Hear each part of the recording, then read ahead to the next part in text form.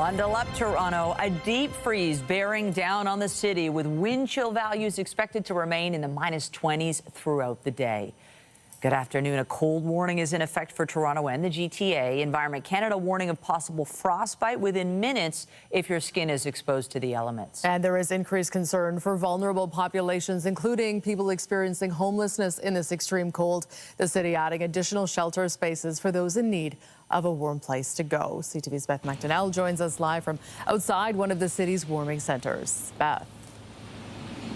Natalie, we're still in the deep freeze, but the sun is coming out now and then, which is nice. Today, we're at one of the City of Toronto's surge sites to keep people warm, the Jimmy Simpson Recreation Centre. And this place, this warming centre, has capacity for 30 people. It's pet friendly, has showers and resting spaces available. Other surge sites in the city are John Innes Community Centre near Sherbourne and Queen, and the Cecil Community Centre near College and Spadina. All three of these sites are opened when it's -15 degrees or colder. As this polar vortex lingers, though, it seems from the people we're speaking with around the city that many are making the best of it. Definitely dress in layers and try to stay as indoor as possible. I would say that's the best solution to this. I don't think it's so bad. I like that. In general, the snow is cleared quite quickly and you can just get on with your life. It's a little cold and a little snowy, but I quite enjoy it. It's cold, but if you dress properly, it's okay. Yeah, it could be worse, but it's not so bad. You know what? I like to think it toughens us up a little bit. So I'm not going to complain too much, but it is quite cold. Having been out in this freezing cold for the past few days, I can tell you it's really the wind that bites when you're out in it for an extended time. There are 5 other warming centers around the city in addition to the 3 surge sites, including downtown, in Scarborough and North York. And some of these warming centers also offer meals, and they are open 24 hours right now if anyone needs a break from this bitter cold. Reporting live, I'm Beth Macdonell. Natalie, back to you. All right, thank you, Beth. Stay warm. And following Sunday's record snowfall, city crews continue to work around the clock to remove massive snowbanks from residential streets. Nearly 1,500 workers have been deployed, and 5 dump sites where the snow is being melted are operating at full capacity. The city says the focus will continue to be on removing snow from residential streets, as well as highway ramps, bridge decks, and hospital routes. A blitz on removing snow from school bus loading zones will also take place overnight, tonight, and through the weekend. Yes, crews have been working all week long to clear this record-breaking snow, and along with it, relentless cold that has intensified in recent days. Jessica Smith is monitoring the numbers, and how low can they go, Jess? Oh, they can go low, Michelle. And a beautiful shot there of the water. And a reminder to everybody when it comes to safety, yes, it looks like the ice is really frozen, but it's not terribly thick. So it's just not advised to ever go on ice when it hasn't been tested. I know it looks cool and people see things online on social media, but you have to be really careful. So this is your safety reminder. But it can go low with those wind chills. It still feels close to -25, -30 through southern Ontario, the GTA, and that includes the downtown core. The further east you go, the colder it is. It feels closer to -35. Frostbite can happen in minutes with any exposed skin. So as Beth mentioned, you have to be really careful and check on the more vulnerable people in our population. Now, temperature-wise, right across southern Ontario, we're in that mid-10 range for our base temperature. The good news is it's not terribly windy throughout the day today, overnight, and into the start of the day tomorrow. But that doesn't mean it isn't going to be any less cold. We just don't also have to contend with really strong winds. We are looking at -13 through the islands through Pearson, a little sunnier through Pearson, but that wind chill still into the -20s, and that continues as you make our way in towards the evening as well. Coming up, a full look at your long-range forecast, including a return to a somewhat seasonal point. But right now, I'll send things back over to Natalie. Okay, thanks, Jess. A 29-year-old woman is dead after being struck by a truck in Brampton last night. Peel police say the woman was hit by the truck while crossing the intersection at Queen Street and McLaughlin Road just before 6 o'clock. She was taken to hospital where she died from her injuries. The driver was stopped a short distance from the scene by police who happened to be in the area.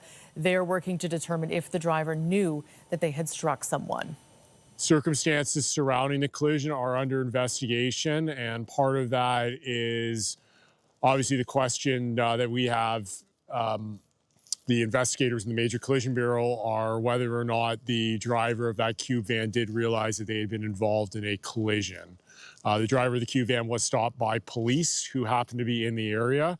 So that'll obviously be part of the investigation that will unfold. Peel police are asking for witnesses or anyone who was in the area and has dash cam footage to come forward. One person was sent to hospital after a multi-vehicle crash in North York last night. This happened on the ramp from Weston Road to the westbound 401 just after 8:30. OPP say up to 4 vehicles were involved here. Paramedics say a man was taken to hospital with serious injuries. The cause of this crash is being investigated. In Halton Region, police are looking for 5 suspects after a smash and grab robbery at a Burlington pawn shop. Shortly before 5 p.m. yesterday, a gray Honda CRV reversed through the front door of a buy and sell city location on Fairview Street. Police say 4 to 5 suspects entered the store and smashed display cases with hammers before making off with several items of jewelry. The CRV, which police say was stolen from Toronto, was left behind, and the suspects left the scene in a dark-colored sedan. No injuries were reported. The business was assessed for structural damage and has since been deemed safe. While the snow and cold have been top of mind for city officials, the February 1st deadline is also approaching for the mayor to finalize her 2026 budget plan. Public consultations took place this month. Mayor Chow was in Midtown this morning at the Stanley Knowles Housing Cooperative, highlighting funding in the budget aimed at helping thousands of vulnerable seniors age safely at home. They include expanding access to air conditioning, rental supplements, and supportive cleaning and nursing services. They live in quiet desperation and face long waits for home care, seniors housing that is affordable, or long-term care, or PSW, personal support workers that can come and help them. They go to payday loans and get into serious debt, or they turn down the heat. They don't go out and face loneliness because they don't have the money for public transit. We as a society have a duty to assist them to age at home with respect, security, and dignity. The mayor also repeated her intention to limit property tax increases to 2.2%. Toronto Council will meet to consider the budget on February 10th. There are some major subway service disruptions on the TTC's weekend schedule to be aware of, so crews can carry out planned maintenance work. Line 1 trains will not operate between St. George and St. Andrews stations from 11 p.m. tonight all the way to the start of service Monday morning. Wheel-Trans service will be available, but shuttle buses won't be running. The TTC says customers can instead take surface routes or transfer to the Yonge side of the line. Replacement buses will be running along Shepherd Saturday and Sunday as crews carry out signal work on Line 4. And a heads up for drivers. Sections of the Don Valley Parkway and Gardner Expressway will be closed this weekend for infrastructure work. The southbound DVP will be closed starting at Bayview, while the eastbound lanes of the Gardner will be shut from Bay Street. Several on-ramps in the area will also be closed. Metrolink says this closure is needed so the first section of the future Lower Don Bridge can be put in place, a key step towards building the Ontario Line subway. We're learning more about an Ontario charity that's now under investigation by the OPP. It received money from a scandal-plagued government fund, and a W5 investigation found that donated clothes that it received didn't end up where you might expect. CTV's John Woodward reports. Jake's House was a resource for families with autistic children, offering housing in a facility north of London, Ontario, and community. It's a wonderful opportunity for families who have members that have autism. That facility closed last year after Ontario's Ministry of Children, Community and Social Services ended a $9.3 million funding agreement with the charity.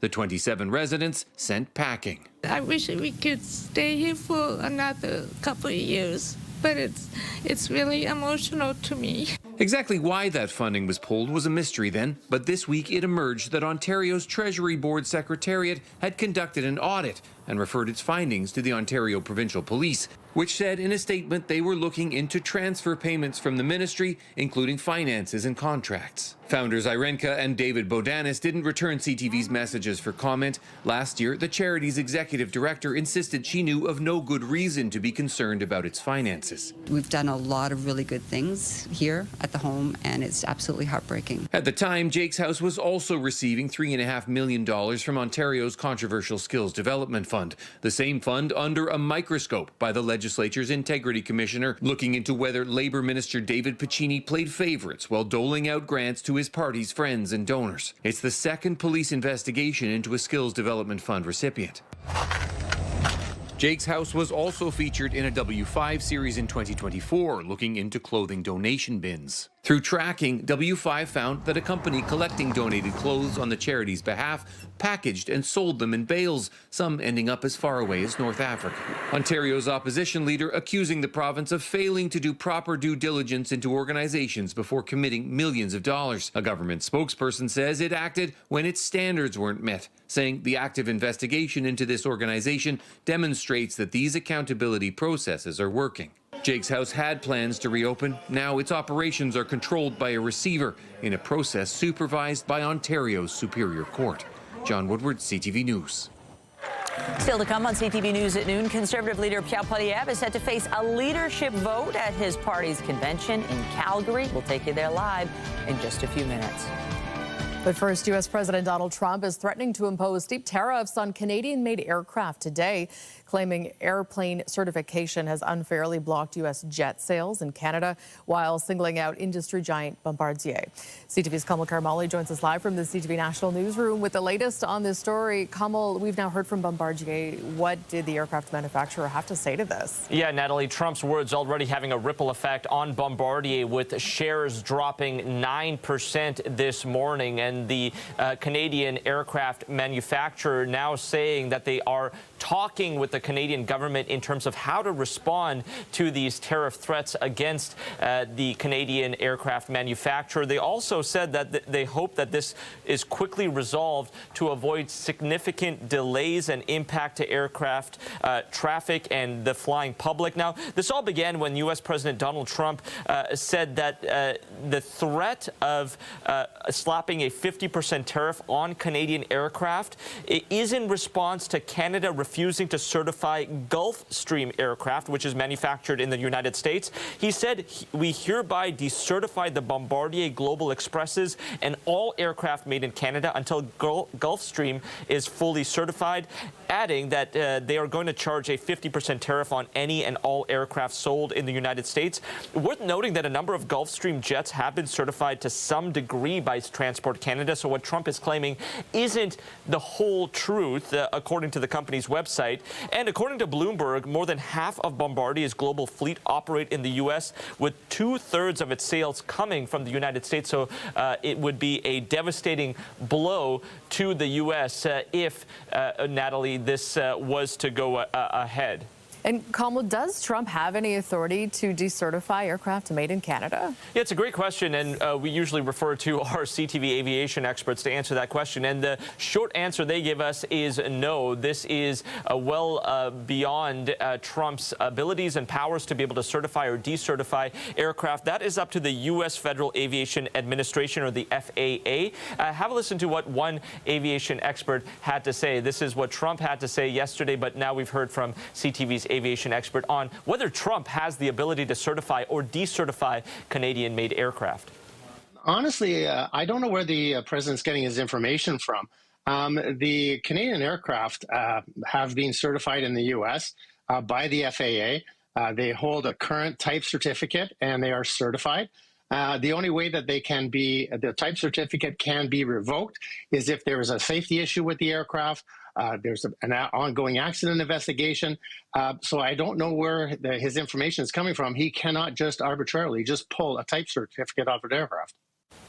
And worth noting that the U.S. military is heavily reliant on Bombardier. So experts also saying any move against Bombardier would sort of be a self-inflicted wound against the United States. It would hurt them as much as it would hurt Canada and Bombardier. Back over to you. Okay, CTV's Kamal Karmali with the latest on Trump's tariff threat. Thank you. Anytime. More than 1,000 workers are out of a job today as GM Oshawa cuts its third shift. Unifor says more than 500 direct jobs at the plant are affected, plus hundreds more at companies that supply the factory. The union says the layoffs are the result of GM shifting operations to the U.S. amid President Donald Trump's trade war. GM originally announced the move last May on the heels of Trump's announcement of tariffs on Canadian-built vehicles. Members are scared. The morale's terrible in the plant right now. You know, they're worried about how they're going to pay their bills, provide for their families. You know, it's scary. It's not good right now inside that plant. Ontario Premier Doug Ford has criticized the move, calling the layoffs disappointing. He says the province has a plan to support the affected workers. And the Premier's Progressive Conservative Party is holding its convention this weekend in Toronto. The PC's banning media from the weekend gathering at the Toronto Congress Centre, which includes a fireside chat with Doug Ford tomorrow. For more on this, we're joined by CTV's Queen's Park Bureau Chief Siobhan Morris. Siobhan, set the stage for us here. Well, it's pretty quiet at the Toronto Congress Centre right now. We have seen a little burst of activity in the last 30 minutes or so with a lot of staffers and volunteers who will make this convention run start to show up for their jobs. But all quiet here. The event starts really this afternoon. Registration starts at 2, and then you'll start to see members roll in through the afternoon. There's a welcome reception this evening, and then the big event is that fireside chat with the Premier tomorrow night. Of course, media is going to be outside here in the cold, barred from taking any of those events in. Typically, these conventions are a chance for members to really talk about some elements of the party that they're not willing to talk about out in public. And so not having the media inside means that we don't get to hear some of those inner machinations. We don't get to hear some of the points of contention within the PC party. We know that Doug Ford has faced some criticism from some factions over the last year or so, really arguing with the conservative part of the PC brand, saying that they don't see enough from him when it comes to things like tax cuts. They really take issue with the level of spending. Remember, Doug Ford has, in all his time in government, put out bigger and bigger budgets, bigger spending budgets than the previous Liberal government ever did. And so there were some members of the party that were hoping to have some of those frank discussions in the open, push that agenda on the convention floor, but media won't get to participate or witness any of that this weekend. We won't hear a formal speech again from the Premier either, just that fireside chat tomorrow night. Now, the Premier was asked about this earlier this week, and he defended keeping media outside, saying that he, as Premier, is out in front of cameras virtually every other day. That was certainly true this week, and he just says that this is a closed event for the party only and wants to keep it that way. We are, of course, hearing from opposition parties who say that their conventions, even when it comes to policy and deciding the future of direction of their parties, they throw the doors open and people are allowed to participate and witness those discussions. And so they say the Premier should be doing the same, and so should his party. Reporting live from Etobicoke, I'm Siobhan Morris. Michelle, back to you. Thank you, Siobhan. And turning now to another convention underway, Conservative leader Pierre Poilievre is set to address his party's convention in Calgary ahead of a leadership vote, which is scheduled for this evening. For more on this, let's bring in CTV's Jeremy Charon at the convention in Calgary. He's been there for days now. Jeremy, the leadership vote, it's a mandatory process. Walk us through what's set to happen and what it'll look like and who's involved here. Yeah, Michelle, look, it's a big day here in Calgary. The vote is happening today, of course. A lot of talk about this evening's vote, and it'll be a long day. The vote is expected pretty late. Pierre Poilievre will speak to the crowd here at 6:30 Mountain Time. After that, there'll be a period in which the delegates are able to vote. As you've touched on, this is, happening as a result of the Conservative Constitution. Anytime they lose a federal election, it results in a leadership vote. It happened with Stephen Harper in 2005. That's the last time the party experienced a leadership test like this. That's after Harper had lost the 2004 election. He got 84% support in the vote. And, it's widely expected here that Conservative leader Pierre Poilievre will do well. Many are expecting he'll get a significant result. But what that percentage will be, no one seems to be willing to, touch on, whether there's a threshold that he should have to meet. So all eyes will be on what that number will be tonight. And in terms of the process here, we're talking about delegates that have been selected to represent, their Conservative members from ridings across the country. They are the ones who will get to vote and decide whether or not Pierre Poilievre will remain the leader. We've been hearing already, throughout the convention, they launched kind of last night in an opening ceremony, a big push for Pierre to stay on as leader. MPs took the stage and were really, putting their support behind Conservative leader Pierre Poilievre to remain and to be the one to lead them into the next election. And we heard a lot last night about how, happy they were with with the last election result, and you know, talking about the fact they were able to really increase their seat count up to almost 150 seats. Of course, all of that despite the fact they did lose the election, and Conservative leader Pierre Poilievre did lose his seat, had to run a by-election to regain his seat. Nonetheless, they were really focused on what they believed was a very positive result in the election, and making sure Conservative leader Pierre Poilievre is the guy to move forward with. Deputy leader Melissa Lantsman was one of those who took the stage last night and spoke to the crowd. Here's what she had to say.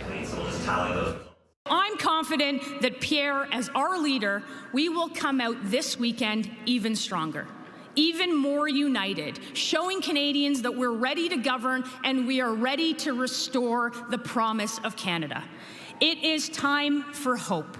It is time for change. And it starts this weekend by standing with Pierre and uniting for Canada. Now, look, we've been speaking with MPs, grassroots members, delegates that are here over the last couple of days. Seems to be a lot of support for Pierre. A lot of people walking around with vote for Pierre, say yes pins. They're giving out these pins. So people outwardly expressing the fact they will be supporting Mr. Poilievre in this leadership vote. But I also heard from some MPs I was speaking with last night that they're trying to use this convention really as an opportunity to perhaps reset following the last election, really pave a new path for the party moving forward to try and continue to grow and not just be talking about, you know, a positive result in the last election, but rather forming government, because of course that's what they're after. So that's really what I've been hearing from MPs here and members that are here. You know, they're certainly looking at the leadership result, and there's a lot of focus on that, but they're also trying to really decide how the party wants to move forward and how they can try and continue to grow, Michelle. Look forward to seeing what happens there tonight. CTV's Jeremy Charon live for us in Calgary ahead of the vote tonight. Thank you. Canada's ban on single-use plastics will remain in place. The Federal Court of Appeal has overturned a lower court decision. In 2023, that lower court ruled Ottawa overstepped in designating all plastic manufactured items as toxic. The government would then later ban the manufacture and import of 6 types of single-use plastics. But today, a 3-judge panel in the appeals court ruled that Ottawa's decision to designate all plastic items as toxic was reasonable. Stats Canada is out with the latest GDP numbers. Real gross domestic product was flat in November, following a 0.3% decline in October. Stats Can says contractions in goods industries offset expansions in service industries. The agency also says a global semiconductor shortage led to supply bottlenecks in automotive production, which sent durable goods manufacturing to its lowest monthly level since 2011, not including the COVID-19 pandemic. The Canadian government is working to establish trade relations with more countries to lessen our reliance on the U.S. And one of those countries is China, which Donald Trump is clearly not happy about.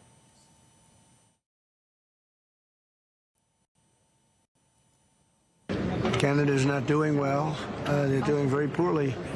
And you can't look at China as the answer.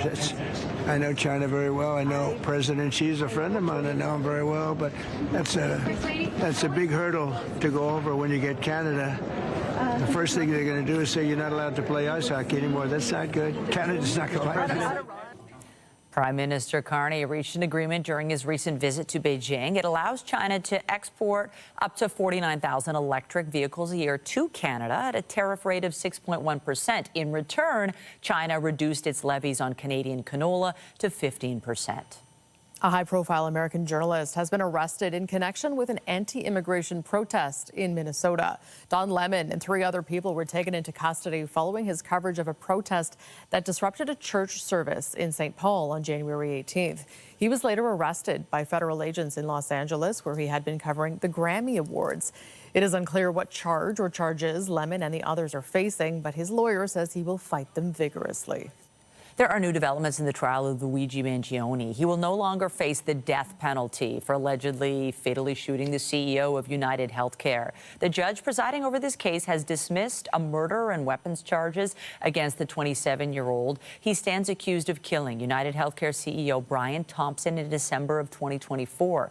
Mangione still faces 2 counts of stalking. Those charges face a maximum sentence of life in prison without parole. The trial is due to begin in October October. Mangione also faces 9 counts in a case brought by New York state prosecutors, including second-degree murder and various weapons charges. In the Middle East, Israel says it will reopen a key border crossing on Sunday. Israel seized the Rafah border crossing between Gaza and Egypt in May 2024. Reopening it was an important requirement under the first phase of U.S. President Donald Trump's plan to stop fighting between Israel and Hamas. But cargo will not be allowed through, only people. Israel has not said many of Gaza's more than 2 million people will be allowed to cross the border per day. The Israelis say the return of residents from Egypt to the Gaza Strip will be permitted in coordination with Egypt. Venezuela's acting president has signed a law that opens the nation's oil sector to privatization. Their decision positions the country's oil sector to lure the foreign investment needed to revamp its long-struggling industry. The measure comes less than a month after the seizure of then-President Nicolas Maduro in a U.S. military attack in the Venezuelan capital. The mission carrying Canadian Jeremy Hansen and 3 other astronauts around the moon has been delayed. The first Artemis flight with a crew is now scheduled for no earlier than Sunday, February 8th, and that is 2 days later than planned because of near freezing temperatures in the forecast. A crucial fueling test is now expected on Monday as the crew remains in quarantine in Houston. Their arrival at Kennedy Space Center in Florida is uncertain at this time. NASA has only a handful of days any given month to launch its first lunar crew in more than half a century. Well, no surprise here, no change. It is still very cold, and we're still under a cold warning here in the city of Toronto and across the GTA. Heading into the afternoon, lots of sunshine out there, but we will see the clouds start to push their way in, and still the slight chance of a passing flurry thanks to, you guessed it, lake effect snow. Coming up, we'll have a full look at your long-range forecast. We do see a slight return to, well, close to seasonal, but we're not going to quite get there as we head in towards the first few days of February. Your full forecast coming up.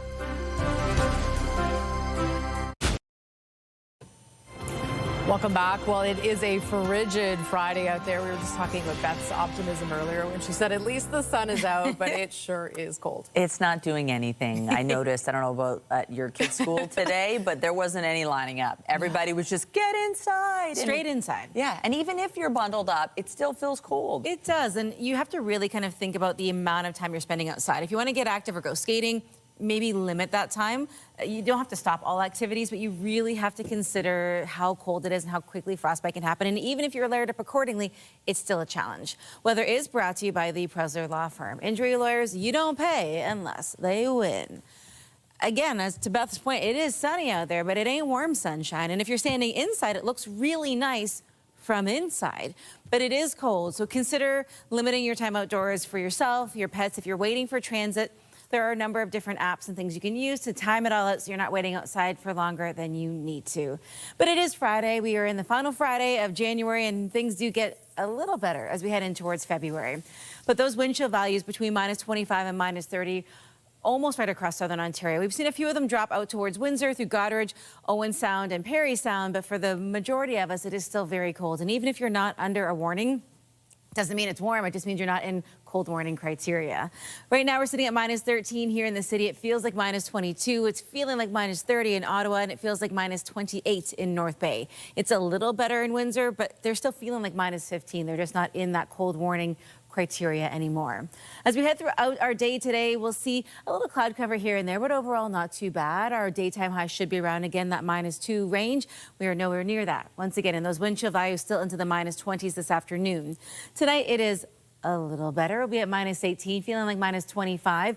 And the big difference is we're not looking at a significantly windy day. Still a northwesterly wind. It's going to be very cold, but at least it's not terribly breezy out there. No real major systems to speak of. We are still dealing with a few troughs in and around the Great Lakes, which will push some lake effect snow in towards the GTA, but nothing significant. Again, we finally get a bit of a break from the really heavy kind of lake effect snow machine we've seen for the majority of the week. Owen Sound, you're still getting kind of the brunt of it to start the day. In towards the early part of our evening, just generally cloudy out there, but overall, we're not dealing with anything as far as extreme weather goes when it comes to precipitation. Just that temperature is extreme. As we head in towards your Saturday, lots of sunshine out there, and we will step in towards the end of the month with at least a nice bright sky. We don't really see a temperature shift until we get in towards Sunday and Monday, and it is closer to seasonal, but we're still not quite there just yet. This big plume of cold air, that polar vortex, those deep kind of pinks and purples and fuchsias, they are still sitting over the majority of the province. We don't really see that shift and that retreat of all that cold air until we get in towards really the beginning of next week. So we still have some time with all this cold. As we get through our day today, though, and into our Saturday, we're still in that minus double-digit territory for your highs and your lows. We get a little better on the positive side, thinking on the positive side as we head in towards the first day of February. We get towards a more seasonal point through Monday and Tuesday, but is short-lived as we see a return to much cooler air once again as we head in towards Wednesday and Thursday. I guess the positive in any of this is, as Beth mentioned earlier, at least it's sunny. Hopefully this helps you plan. Natalie, Michelle, some things back to you guys. Thinking on the sunny side. Thanks, Jess. Thanks. Well, this winter has already been a harsh one. Historic amounts of snow in some parts of Canada. And that has meant using a lot of salt to melt it all, and that's led to a shortage in parts of our province. CTV's Adrian Gobriel has those details. Goderich, Ontario is home to the world's largest underground salt mine, and yet the province is grappling with a short supply. If we get into a bad ice storm, we could easily run out of salt. An essential commodity during the harsh Canadian winter, reserves are running low across multiple Ontario municipalities. The city of Pickering says its dwindling salt stock must be used carefully to help ensure supply lasts through the remainder of the winter. The road salt shortage means that multiple private companies and municipalities are having to do this with their limited inventory. Take their road salt and mix it with sand to try and stretch out their supply. Dave Giroux's large contracting company is facing the same issue as Ontario's municipalities. What is your fear? That we're going to run out of salt. We service hospitals, we service government buildings, we service airports. So we have contracts that have high liability. Giroux believes we're experiencing supply chain issues, not a shortage. It does seem odd that we have the biggest salt mine in the world and we can't get salt here. Distributors are having to send trucks to the port in Montreal, where long lines are reported to pick up salt brought in from Egypt and Morocco.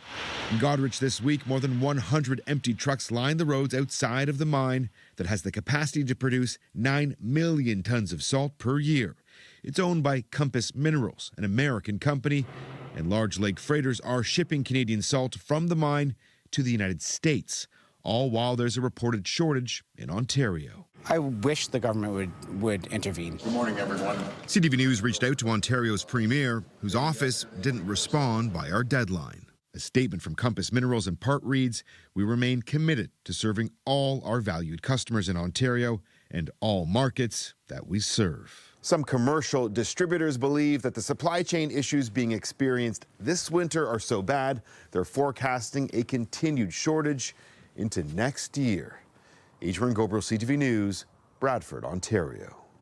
Porter Airlines is changing up its route map as the island airport prepares for more flights south of the border. The airline's summer schedule includes a flight to Nashville International Airport from Billy Bishop. The officials say the route will benefit from a new pre-clearance facility at the island airport. Air Canada will also launch its first U.S. routes from the travel hub once it becomes possible for travelers to go through those border checks before takeoff.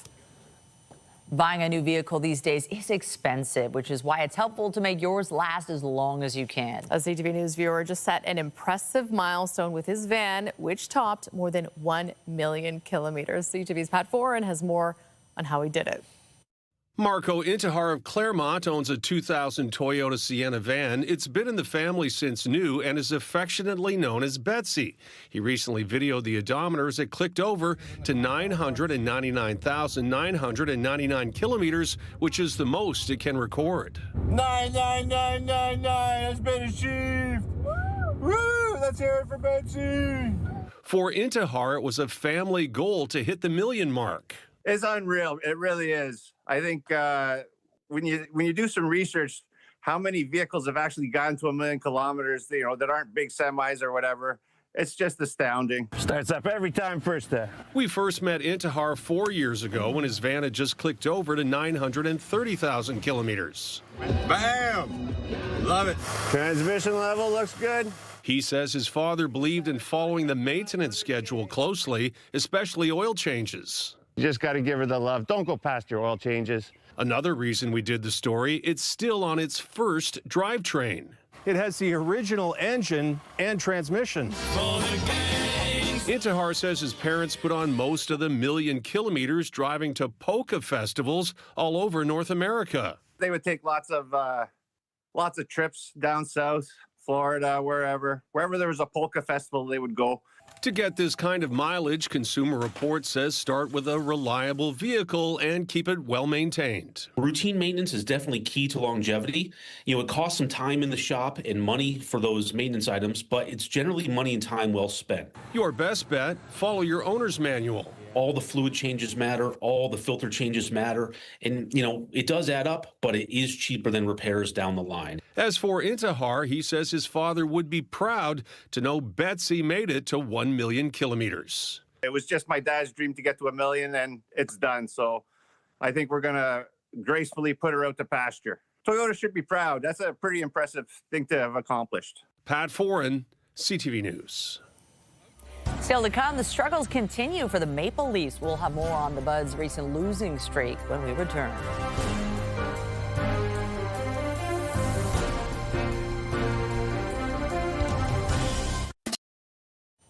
A technique first tried on a toddler at Sick Kids Hospital almost 2 decades ago is now being scaled up nationwide. As our health reporter Pauline Chan tells us, it's aimed at avoiding radiation on a baby's developing brain. Remember of that. To be honest, the only thing I remember was like waking up in the morning just to get like the pokes in my Omaya. CJ Brown was just 2 when he was diagnosed with a lethal brain tumor known as ATRT. And when he didn't respond fully to surgery and chemotherapy, Dr. Annie Huang faced a dilemma. She could use radiation to destroy the tumor in his brain, but she had seen the devastating effects radiation typically had on a young, rapidly developing brain. They're completely dependent. So we do them a disservice. We've cured their tumor, but we've left them with a life that's not what they should have had. But she had seen good results in leukemia patients of a different technique, and she hoped she could modify it to get chemotherapy directly to the brain and cerebrospinal fluid. I was just hoping, to buy them some time. The technique, using something called an Omaya reservoir, bought CJ not just time, but a healthy, normal childhood. The kid's looking at you, having lunch, whatever, you pop it and you put the chemo in. So that way they don't have to be anesthetized. Now they're beginning to use this approach in centers across Canada. We've now started to extrapolate to other types of cancers that arise in these very young children. So the majority are still going to be ATRT, but we have some other tumors called ETMR, which is somewhat of a different flavor, but also, in fact, more aggressive than ATRT. Dr. Huang says more sophisticated technology now is allowing them to better identify and track the cancers and their response to the therapy. Well, it feels good for me to know it helps other kids. And CJ, now a healthy, cancer-free 20-year-old, is happy his childhood challenges have inspired hope for others. Pauline Chan, CTV News. In sports, the struggling Maple Leafs were looking to snap their 5-game losing streak, kicking off a road trip in Seattle last night. Out there with Jared McCann, and Alexiak was jumping. Here's Beniers, scores! It was another tough outing for the Buds. Anthony Stolar is allowing a goal on the opening shot. The Kraken going on to a 5-2 win. The Leafs will look to turn things around, visiting the Vancouver Canucks tomorrow night. And turning to the hard court, the Raptors return to action tonight, looking to bounce back in Orlando against the Magic. 4 in a row. These are the 2 longest. OG. Toronto is coming off a 119-92 loss to the New York Knicks Wednesday. That snapped the team's 4-game winning streak. The Raptors are 4th in the East, 3.5 games ahead of 7th place Orlando. Tip-off tonight is at 7:30. Still to come this hour, a heated rivalry has received the seal of approval from Canada's Prime Minister. Mark Carney walking the red carpet with some of the stars last night. We'll have more when we come back.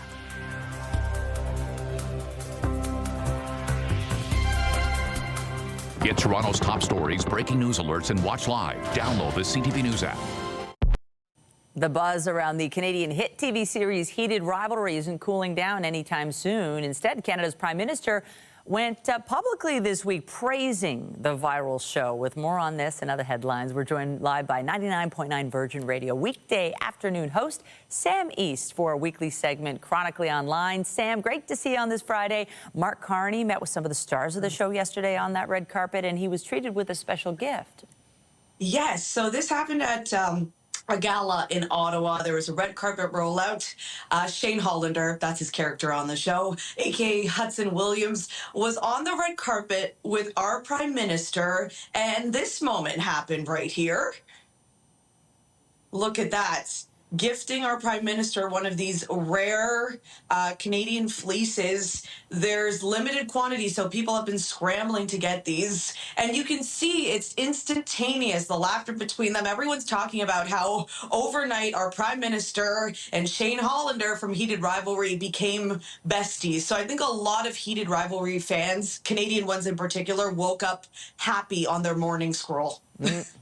Oh, they're getting up close and personal. I know. I mean, the Prime Minister's smart in this regard, recognizing this is one of the hottest shows out there. But I was curious because if you've seen the show, and Sam, I know you have, I mean, Heated Rivalry, there are many sex scenes. It's very intense. And apparently Rachel Aiello asked him, like, have you seen the show? And the Prime Minister said, yeah, he's on episode 5. And episode 5 is one of the highest rated episodes of television ever. So I think the Prime Minister knows that it's beyond whatever racy headlines or footage is out there. This is a moment for Canada.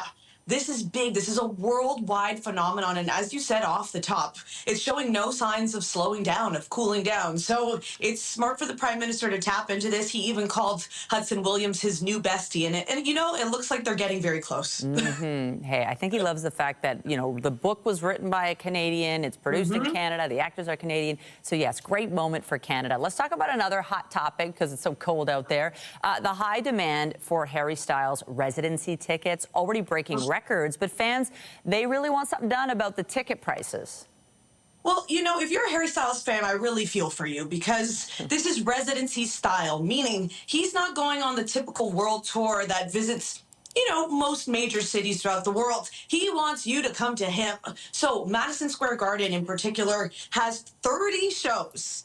And Ticketmaster confirmed this is the highest demand for any residency style show of all time. 11.5 million people signed up for pre-sale, and there's only, you know, just under 600,000 seats available at Madison Square Garden over the course of those 30 shows. So high demand, limited quality, but people are upset. All I'm going to say is 2 weeks before Harry's residency, Olivia Dean is playing the same venue. I paid $196 for a row 9 floor seat, no platinum pricing. And she spoke up about the resale market and made a change. Artists need to do better. Someone else said, I've loved Harry for 15 years, but no man will put me in credit card debt, which, hey, fair thing to say. Ticketmaster execs confirmed to me that the pricing for the Together Together tour was all set up and predetermined by Harry and team. They said they understand tickets are extremely expensive, but there will be no changes as Harry's team set the pricing. So, you know, it's fair, this disgruntled response from fans, because the artists do have the power. Olivia Dean, who has just really been breaking onto the scene over the past year in a mainstream way, she spoke up, she advocated for her fans. Ticketmaster matched that energy. Harry Styles has this incredible presence, obviously dominating with ticket sales. He could have also said something to maybe have some impact on those ticket prices. It's getting really unaffordable for a lot of fans. Well, you never know. Outcry may prompt some change or at least some more concert dates, maybe in Toronto. Sam East, really appreciate it. Nice to chat with you. You can catch her on 99.9 Virgin Radio in the afternoons. Take care. Have a good weekend. You too. We now know what the most streamed movie of 2025 was, and it probably won't come as a surprise.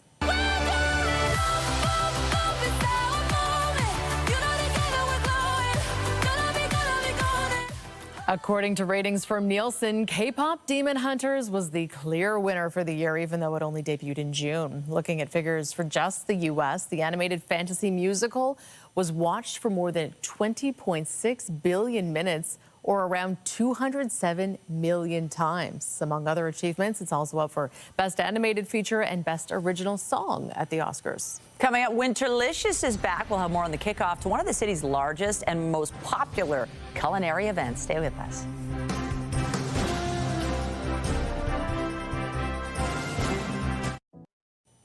Foodies Unite as one of the city's largest culinary events returns. Winterlicious is back and it kicks off today. More than 240 local eateries in our city are offering special menus with 3-course meals listed at a fixed price. Those prices range from $20 to $55 for lunch and $25 to $75 for dinner. You can find a full listing of the restaurants taking part on the city's website.